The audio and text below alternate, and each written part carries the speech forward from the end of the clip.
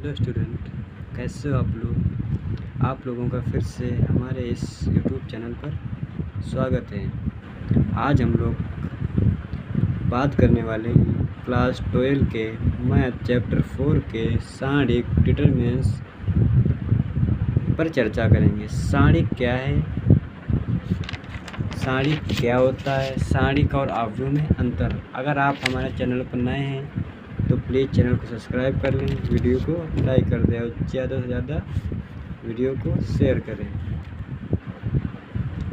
आप लोगों को अगर अवयव क्या है इसका वीडियो देखने के लिए आप हमारे क्लास 12 की प्लेलिस्ट में जा सकते हैं और वहां से देख सकते हैं। चलिए आज का वीडियो शुरू करते हैं। आज का वीडियो है सारणिक। सारणिक क्या है, सारणिक की परिभाषा, सारणिक की परिभाषा, सारणिक क्या होता है, सारणिक और अवयव में अंतर भी अभी हम देखेंगे। सारणिक को हम किस प्रकार से डिफिनीशन दे सकते हैं, चलिए देखते हैं। सारणिक बिल्कुल अवयव की जैसे होता है। जैसे अवयव में क्या होता था कि जैसे ए और बी, सी और डी है, इसमें उसमें ऐसे वाला ब्रैकेट लगता था, ऐसे वाला और इसमें मॉड ऑफ वाला ब्रैकेट लगता है। इसमें दो पंक्ति, दो स्तंभ हैं। यह द्वितीय कोटि का सारणिक कहलाता है। सारणिक अवयव की परिभाषा से संबंधित है। बस इसमें क्या है, बस मॉड वाला चिन्ह लगता है, उसमें बड़ा ब्रैकेट वाला चिन्ह लगता था, वो होता था अवयव। और ये है सारणिक। बस सिर्फ यही अंतर है, सारणिक और अवयव में यही अंतर है। इसमें बड़ा ब्रैकेट और इसमें मॉड। ये सारणिक का, ये है अवयव का। अब देख लेते हैं इसके कुछ गुण। पंक्ति और स्तंभ तो आप जानते होंगे।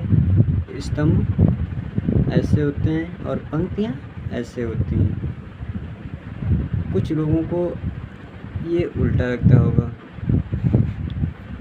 तो आप एक चीज़ ऐसे बना लेना, आप कभी भूलोगे नहीं। क्योंकि रो R1, R2, R3 और ये क्या होता है C1, C2, C3, मतलब कॉलम और रो में पंक्तियाँ, स्तंभ और पंक्तियाँ।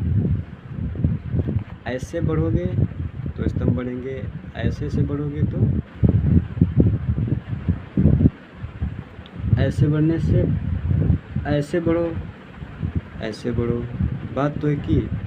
लेकिन अगर आप नीचे की ओर आओगे तो पंक्तियाँ बढ़ेंगी, इधर की ओर जाओगे तो स्तंभ बढ़ेंगे। सारणिक की आप गुणा भी कर सकते हो। कैसे, ये A, B, C, D, E, F, G, H, I, ये प्लस, ये माइनस, ये प्लस, ऐसे चलता है। इसको लोगे तो ये छोड़ दोगे, ये छोड़ दोगे, ये प्लस के साथ, ये माइनस के साथ, ठीक। फिर इसको लोगो तो ये छोड़ दोगे, ये छोड़ दोगे, तो इसकी गुणा इससे, इसकी गुणा इससे, ये वाला प्लस, ये वाला माइनस। इसी प्रकार सारणिक की गुणा कराई जाती है। अब देखते हैं कुछ अन्य गुण। सारणिक में होता क्या है, ये पहला गुण है। आप अगर नोट करना चाहें तो नोट कर सकते हैं। यदि किसी सारणिक की पंक्तियों को स्तंभों में, मतलब अगर आप पंक्ति को स्तंभ में तथा स्तंभों को पंक्ति में बदले या पंक्ति को स्तंभ में बदले, तो उस सारणी के मान में कोई भी चेंजमेंट नहीं होता है, इसमें कोई परिवर्तन नहीं होता है। आप चाहे सारणी साड़ी के स्तंभ को पंक्ति में बदले, पंक्ति को स्तंभ में बदले, तो उसमें कोई परिवर्तन नहीं होता है। अब देखते हैं दूसरा वाला गुण। यदि किसी साड़ी की किन्हीं दो पंक्तियों तथा किन्हीं दो स्तंभों को परस्पर बदल दिया जाए तो साड़ी का चिन्ह बदल जाता है। अगर आप साड़ी ऐसे नहीं, ऐसे वाला होता है साड़ी का चिन्ह। अगर आप साड़ी के और हम देखते हैं जो दूसरा पॉइंट हम बता रहे थे, दूसरा पॉइंट, यदि किसी साड़ी की किन्हीं दो पंक्तियों अथवा किन्हीं दो स्तंभों को परस्पर बदल दिया जाए, किन्हीं दो को बदलो, स्तंभ बदलो, मतलब कि स्तंभ बदलो किन्हीं दो, या तो फिर दो पंक्तियां बदलो, तो साड़ी का चिन्ह प्लस और माइनस में चेंज होता है। अगर प्लस है तो माइनस, अगर माइनस है तो प्लस में चेंज हो जाता है। अब देखते हैं तीसरा पॉइंट। तीसरा पॉइंट ये है कि यदि किसी साड़ी की किन्हीं दो पंक्तियों अथवा कोई दो स्तंभ सर्वसम हो, मतलब कि जैसे आपको दिया जाए कोई दो स्तंभ हो या कोई दो पंक्तियां हो, अगर वो सर्वसम है, सर्वसम को अंग्रेजी में क्या कहते हैं, आइडेंटिकल, आइडेंटिकल है, तो उस साड़ी का मान 0 हो जाता है। अब आप इसे देखो कैसे, जैसे ए ए ए ए ए ए बी बी बी। अब देखो कि दो पंक्तियों के मान बराबर हैं, मतलब कि इस साड़ी का मान 0 हो जाता है। अब देखते हैं चौथा पॉइंट आप नोट करते जाना।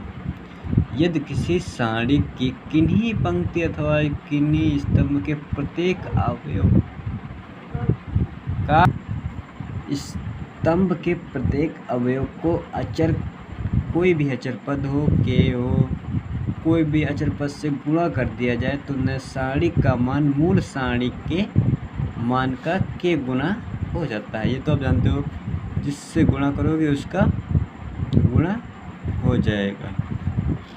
ठीक, अब देखते हैं पॉइंट नंबर 5 की ओर बढ़ते हैं।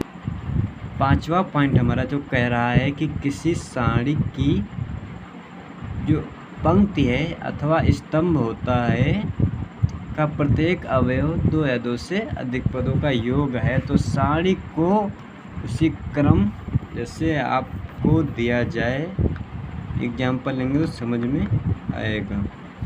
1 + 2 3 2 3, 1 + 3 4, कोई भी आप मान ले सकते हो, 4 + 1 ले लो, कोई भी ले लो A to Z।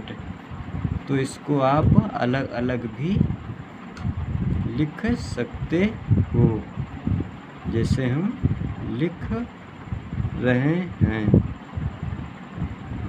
आप इसको 2 3 1 ये वाले अब पद लिखे जाएंगे, और वही से जो अगला पद है वो वैसे ही लिखा रहेगा।